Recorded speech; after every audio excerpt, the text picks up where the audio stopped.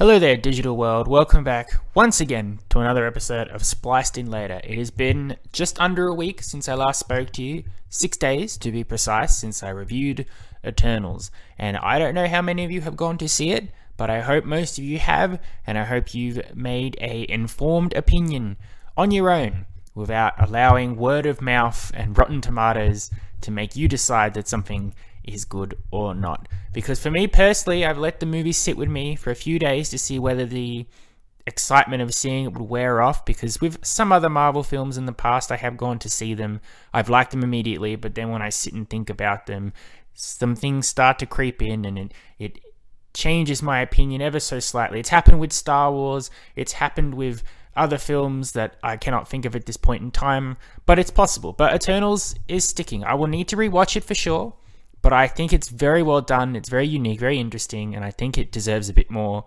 respect than what it's currently getting. But I go into all of that in my Eternals review, so if you haven't watched that and you're interested by what I have to say, and when I say watch, I mean watch with your ears, listen, then go back and listen to that. But if you're here because of today's topic, if you clicked on the link because you've gone, oh, I like that, welcome, I'm impressed, because we are doing another usual deep cut where I recommend a TV show that's been done for ages. I think it's been 5-6 years since this show finished, but I thought, why not? I'm looking for something to talk about today, something that isn't too intense. The episode won't run too long. It'll basically just be me, as with most other TV show recommendations. I'll say it's good, I'll explain what it is, I'll stumble over why it's good, and then I'll basically just say, check it out for yourself. It's hard to recommend this one for everybody. There are some hurdles to get through, as people who are currently listening to the probably already know, as I've recommended to this and people have tried to watch this before.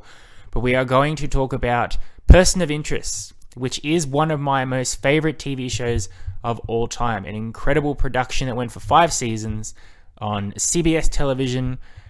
For all its struggles of being on CBS, being not your standard police procedural, relying on continuity and world building so that people couldn't just tune into an episode willy-nilly. So it suffered in the ratings department, and this was a time before streaming service took off. 2011 it began, so it couldn't find its way onto Netflix. I think it would have done much better on Netflix or something like that, with streaming where you can binge and where you don't have to make filler episodes and that sort of thing. But at its core, and as it evolved over a time, it is a very smart show, it's a very engaging show, it's a very interesting show, a show that makes you think, but also has a lot of heart, and you grow attached to these characters over the course of 5 years. Its only issue being that you have to get over its initial first season, where it struggles from just trying to fit the standards of a CBS police procedural show, which means we've got to do our case of the week, we've got to solve crimes so that someone can tune into an episode and get what's going on. I think more people know about Person of Interest than I realize. It's one of those shows where you hear about it and the concept is intriguing, but you have to find the time and find the place to watch it. I heard about it originally because I heard it was basically Minority Report for TV. If you don't know what Minority Report is, it is a very good science fiction movie starring Tom Cruise. It's set in an alternate future, well, not an alternate future, I guess it could be a possible future, however you want to look at that.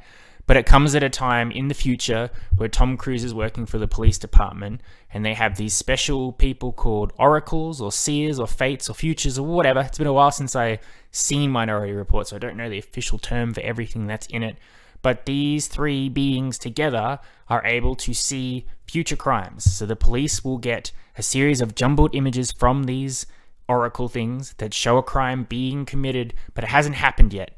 Then they have to track down who is committing the crime, who it is that's being murdered or attacked or mugged or anything like that. And then they go and they arrest the person before the crime is actually done. And for a standard Tom Cruise action adventure, the movie boils down to one of these cases sees that Tom Cruise will commit a crime. So he has to go on the run for a crime he did not commit. He has to try and prove his innocence for something he hasn't even done yet, which brings into question of, are you liable for a crime if you haven't done yet? Can the future be changed? Can free will be changed? Is the system being manipulated? All of that stuff. It's very interesting. It's intriguing. It's also very basic. It's something that anybody can watch the movie and not be completely confused by. It substitutes that intriguing science fiction premise, I think, for more of a standard action film, because that's Tom Cruise's niche. That's what he's fallen into. That's what he's best at. So I was told that this is basically Minority Report, but for a TV show. And I remember I was working in a club as a bartender, and I was cleaning some tables, and I saw in the background that Person of Interest was on. And what drew me was one of the actors in there I recognized as Michael Emerson, who played Ben Linus on another great show called Lost, which I will get into one day when I have the time and the willpower to get through all of that. I loved Ben on Lost, and I loved that actor. So I went, okay, so it's Minority Report, and it's got that guy in it. I'll have a look. Okay, 2 seasons are already out. Sounds good. I'll binge those first 2 seasons, and if I like it, I'll continue on with it. What I discovered when watching it was there was a lot more going on than just, oh, it's Minority Report. It's not just a crime show. What it boiled down to was a very strong science fiction show. It came from the minds of Christopher and Jonathan Nolan. And if you are familiar with this show, you will know that I love a lot of Nolan's stuff. Inception, The Dark Knight, Interstellar, Dunkirk, Tenet. The type of stories they tell and the way they shoot their films and the sci-fi premises that they engage in has always been very intriguing to me. And I feel like they do the research and they know what it is they're trying to say. It's getting a bit out of control, I would say, with Tenet, that the ideas are getting a little bit too big, and for Interstellar as well. For the average goer, someone might go into a Christopher Nolan movie and go, I don't know what's going on. But he's less involved with Person of Interest. This is more a Jonathan Nolan thing. And I believe Jonathan Nolan has also worked on stuff like Westworld.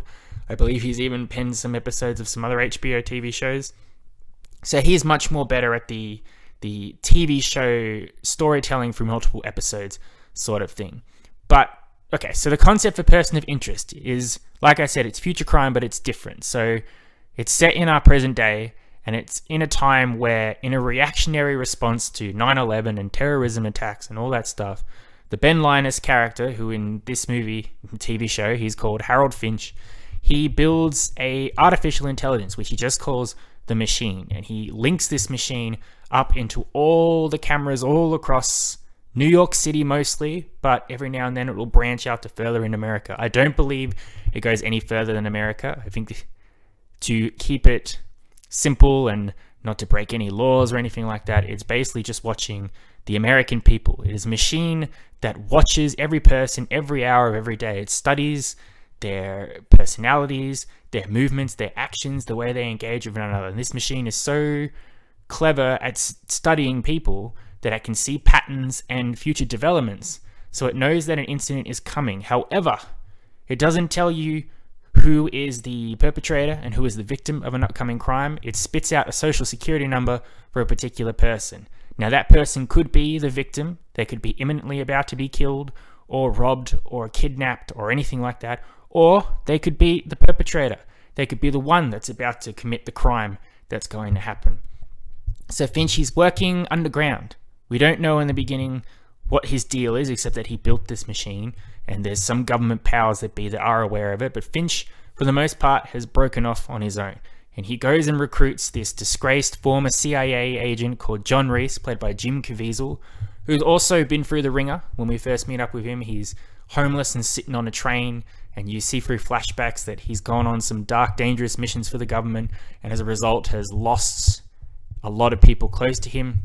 He hires Reese as his one-man vigilante, and he gives him the social security numbers, and together they go out into the world and they try to foil these crimes before they happen. They don't work to bring the people to justice. They don't try to put them in prison or jail or tell the government what they're doing. They just try to prevent violent crimes before they happen. Of course, what they're doing isn't essentially legal. No one really knows what they're doing. They're obviously going out waging war against the underbelly of New York, which means they're going up against crime bosses and conspiracies and government agencies, which means that they attract the attention of the NYPD for starters. Mainly 2 cops get involved in the situation, Carter and Fusco. Carter's played by Taraji P. Henson, and she is the good cop, the smart one who's trying to make the world a better place. Fusco, played by Kevin Chapman, is the dirty cop, the one who has been skirting the system. He rides the line between playing by the book and doing things dirty, and who also gets wrapped up in the situation. As the show goes along, you get introduced to some other characters, including a female John Reese called Shaw, who is a much more interesting and engaging character than Reese himself. And perhaps even more importantly, there is a character called Root, who is essentially the polar opposite of Finch when she comes into play. Finch uses the machine to his advantage to help people, but he also views the machine as a means to an end. He doesn't want it to let it evolve too high because it's artificial intelligence. It's constantly learning, it's constantly understanding, but he doesn't want it to go too far so that it gets out of hand. Root, on the other side, sees the machine as essentially the next god and is doing everything in her power to assist the machine, to let it grow, to take things in a more violent direction than Finch is willing to go. Now that's the very basic general plot of it. The first season is very simple. Half of those characters aren't even introduced, but it's basically the crime of the week in the beginning. Finch gets his number from the machine, he gives it to Reese, they scope out a target, the person of interest as it were, and they try to foil the crime while the NYPD every now and then gets ever closer to tracking what they're doing. But, and if you allow yourself to persevere further past this first season, it evolves into something truly incredible, which is a basic debate on life, death, artificial intelligence, what is fate, what is human basic needs, what are people going to do, what aren't they going to do, can people change for the worse, for the better, should artificial intelligence be considered human? But at the same time, it throws in a whole bunch of action stuff as well. So they come across a variety of different organizations that stand in their way for the most part, whether it's HR, which is basically just corrupt cops. In this day and age, that could just be the NYPD. But for this show's purpose basis, it's a very specific set of law enforcement and politicians. You've got Vigilance, which is a terrorist group that are trying to take out technology because they fear it's getting too out of hand. There's Decima Technologies, which is essentially the main antagonist of the show because they are also trying to learn the secrets of the machine so they can mimic it and create their own machine. And where that eventually goes and what they do with the system goes to the finale point of our last season, which is basically the machine versus Samaritan. But I won't say any more on that because you got to watch the show to find that out. And then you've got, because it's New York City, there's mob bosses, there's crime constantly going on. Carl Elias is a main mafia don, an Italian mafia don that gets wrapped up in a lot of things going on. And you've also got the Brotherhood as well. There's a few different ones who obviously start to notice that there is a mysterious man in a suit coming and thwarting their crimes or getting involved in their gang wars, and they want to see what's going on. What's interesting about all these different places and all these different developments and all these different characters is the character development behind them all is extensive. We spend a lot of episodes of a lot of different characters. They're not just basic villains of the week once we get past that first season. It comes to a point where mafia bosses, you start to feel for her in some instances, which is very interesting. There's always big twists and turns, especially from season 2 onwards. From season 2 onwards, it seems to allow the fact, I think, that it knows maybe it's on borrowed time and the show won't last forever. So they're not going to waste their time on just filling the needs of CBS and doing the standard police procedural and making sure that anyone who tunes into a random episode knows what's going on. They start to tell stories that go over multiple episodes. They have overarching conflicts that get bigger and bigger through each season. Characters are violently killed off in certain ways. Some characters who you think have plot armor, no, not at all. But the heart of the show ends up being the relationship between Finch and the machine that he's created. As it grows as an artificial intelligence and it mimics and it learns from the personalities of Finch and Reese and Carter and Root, Shaw, Fusco, everyone that it's interacting with, starts to essentially have a conscience and a personality of its own. And it sees Finch as both a father and a jailer. And how that eventually goes into a point where towards the end of season 4, there are some really truly emotional moments between Finch and just basically a TV screen that has writing coming up, which is basically the machine talking back to him. But the fact that at that point you feel the emotion and the severity of basically a series of numbers that has developed a personality is truly remarkable. I recommend Person of Interest to everybody I speak to. As I say though, you do have to get over that first season. Once you do, and you start to see how the show is evolving and becoming interesting, full of action, but also clever takes on science fiction and AI and all that. It is very engaging television that has you completely hooked. I was very excited that we got as much of it as we did, because at the end of every season, I was sure, okay, this is the one that's going to be cancelled now. I don't want it to, but I don't see how it can keep going, because apparently no one is watching it, and apart from the steady die fast fans. That is unfortunately the case for a lot of science fiction shows before streaming, whether it was Fringe or Heroes or anything like that. They struggled from trying to follow the formula of natural network television, which unfortunately they could not do. Whereas nowadays, you put something like that on Netflix, people specifically will seek out that show. They will binge watch it all. They won't have to wait week after week and therefore forget who everybody is and what's going on.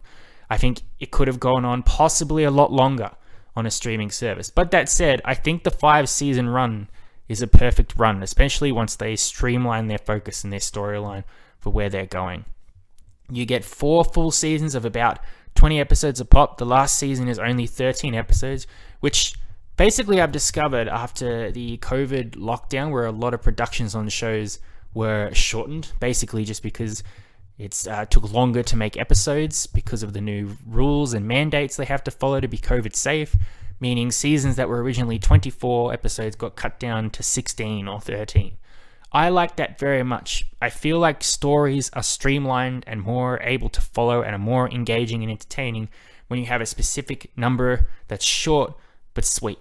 When you drag a season out over 24 episodes and something, especially a superhero show like The Flash, where you introduce a season-long bad guy that's going to threaten the Flash, but you've got to threaten him for 22 episodes. By episode 8, you're going, okay, I'm sick of this villain. I want him to do something. I want him to make some progress. Instead, it's, we fight back. Oh, we got to retreat. We fight back again. We got to retreat. Here's a little bit of a twist, but now we're back to normal. Or something like NCIS, which is basically, out of 24 episodes, probably 6 of them are genuinely engaging in story arcs and advancing the plot for the main characters that you're following. Every other episode is just, a crime has been committed. Will he solve it? The end. Reset. Back to normal. So streamlining that down to 13 episodes, you can have a couple of episodes like that sprinkled throughout, but for the most part, it manages to be more engaging. That is the issue with Person of Interest's first 4 seasons with the 22 episodes. You're going to have filler episodes stretched out. But in my opinion, the overarching story still makes progress with every episode, because the persons of interest that they encounter and the crimes they have to prevent later on start to become more complicated and less straightforward. Sometimes there's conspiracies. Sometimes what they're supposed to be engaged in, they're not supposed to be. Sometimes it's a trap. Sometimes they'll get 7 security numbers and they'll have no idea what sort of combination they are. Sometimes the machine itself will fail and send them on on a wild goose chase while it does something else. There's so much going on that no episode starts to feel like, okay, this is just here to pad out the runtime. I highly recommend Person of Interest. I rewatch it every couple of years, and I recommend it every chance I get. I know it's hard. I know there are people out there who I have recommended it to who have not made it very far, and I understand that because, as I've said repeatedly in this episode, the first season is a bit of a slog.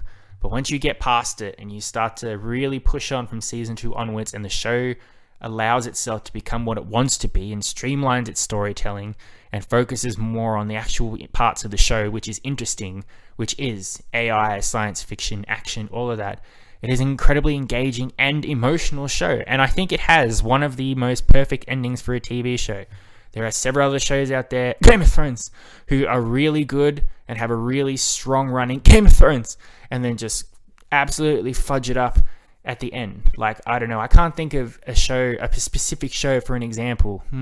Anyway, but no, Person of Interest, solid ending. All of our characters, for the most part, get very satisfying conclusions to their arcs, emotional stakes for all involved, and at the end you go, ha, that was a good science fiction show. I enjoyed that. What's next? So there you are. That's it, really. I hope you've enjoyed. There's not much more to say because Person of Interest is a very complicated, engaging, rich show full of character development and storylines that, to go more deeply into it, spoils a lot. I'm worried I've already spoiled a little bit already. If you are intrigued, Person of Interest, I'm sure, is available to stream on Netflix maybe. Otherwise, you know, DVDs are still a thing, but if you'd rather not buy paperweights, they might be on other ones. There's definitely a way to watch them. I'm sure there is. So yeah, if you're intrigued, check it out. If you have already seen it and you know what I'm talking about, that's awesome. I'm glad some people do. I will say this, even my mother, who's not really that interested in this sort of heady science fiction, artificial intelligence stuff, she loved Person of Interest with a passion. She really did, which surprised me. So I think there's something in there for everybody if you give it a chance. Alright, thank you very much for listening. I hope you've enjoyed. I will be back next week for it's just a standard usual episode, I think. If people out there are waiting for my Dune review, I understand. Unfortunately, Australia does not get Dune here until December, and it is one of those movies where I'm told that I really should experience it on the big screen before I make any discussion or decisions about it. So give me at least 3 weeks when we get it here on the 2nd of December, and as soon as I see it, I'll give you a review on that one. It'll be an interesting review because I've not read the book, I have not seen the original movie, I have no idea what Dune's about, and apparently I've been told that that's a bit risky and I won't understand what's going on. But speaking from a casual moving-go cinema experience, I think that's good. I think I need to represent the people who don't know what Dune is. What is Dune? Is it just sand, or is Dune a code name for the main character? Is it a MacGuffin? I don't know. So I'll be interested to see if I understand it when I'm watching it. Spoiler alert, I think I will. Anyway, until next time, keep safe, look after one another, and I'll be back next week as per usual. I love and appreciate you as always. You've been spliced in later. Adios, muchachos. I'll catch you next time.